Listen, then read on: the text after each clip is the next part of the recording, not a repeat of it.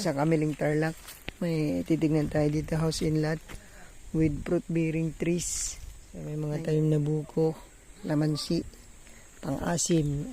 Nakabakod tong property, may duhat na rin. Tapos may bayabas. Pwede pang magtanim dito ng gulay. Tapos may mangga. Ito yung dulo ng property. Nag-start tayo dito. Nakabakod yung ating property. Dito pwedeng magtanim ng gulay. Tapos mayroon pa silang atis. Kaya mas maluwang pa po sa likod. Ito yung bahay. Dalawang mangga. Ito yung bahay. May tubig, kuryente. Pero yung kuryente pinaputol ni tatay kasi hindi na siya nakatira dito. May bahay siya sa malapit sa bayan. Meron pa rin siyang lalagyan lang po ng poso. Pero pwedeng lagyan ng yung water pump. Ay likod, CR. Bago pa po.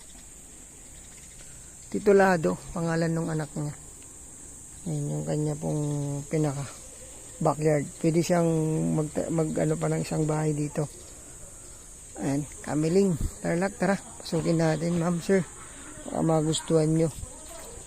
Okay naman yung bahay. Tapos from Provincial Road going Kamiling to Paniki Tarlac, wala pang 1 kilometro, siguro nasa 600. Ito yung naka aircon,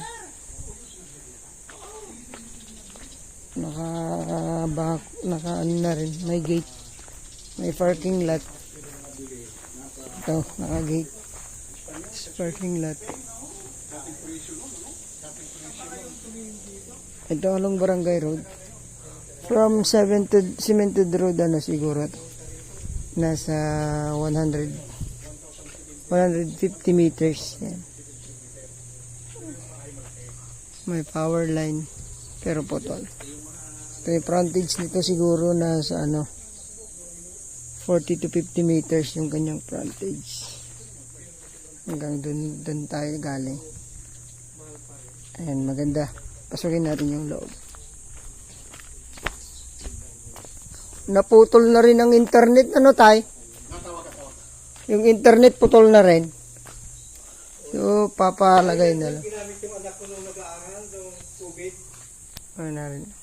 Pinatanggal ko na. Ginamit lang sa nung nag-aaral niya. Pero pwedeng ipakabit na, tay? Okay. Nakatalis na rin.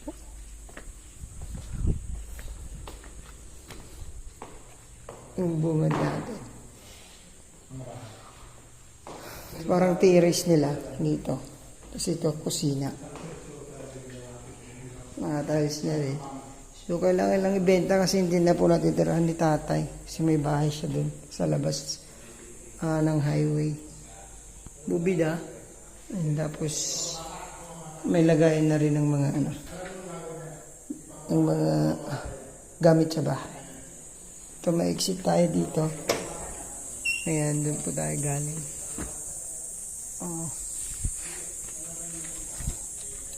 Isang CR. Common CR sa labas. Para tiles na rin. Tara po sa kwarto. May 2 kwarto po ito. Mayroon sa alas konti dito. So, ito, medyo lang. Kakrak lang yung palitada.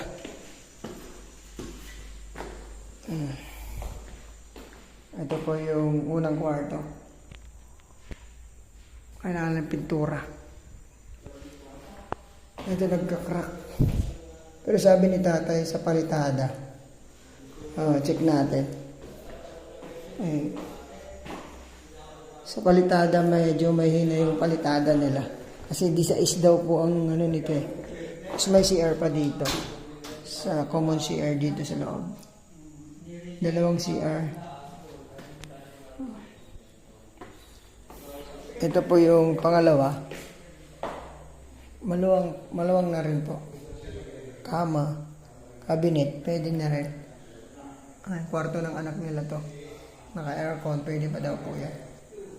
Yan, so kailangan lang pong pintura para maging maayos yung ano. Dito tanawin nyo po yung kung may tao dun. Tanaw natin. Ayun po. Nandito yung may-ari. 900 square meter. 965, tay? 965 square meter. 966. 966. Kano presyo, tay? 2.7. 2.7. So, ayun, narinig nyo kay tatay yun. Siya po may-ari, 2.7 na lang daw. Malalabasin daw niya yung gastos lang. Tara nyo na lang pong tumawad sa kanya, mga mams. Paliparan natin ng Duranto. Makita nyo, ang lapit po ng high school. School doon, nandun. Yung school. Papaliparan natin, makita natin. Ayun, sa Amiling Tarlac to, mga mams.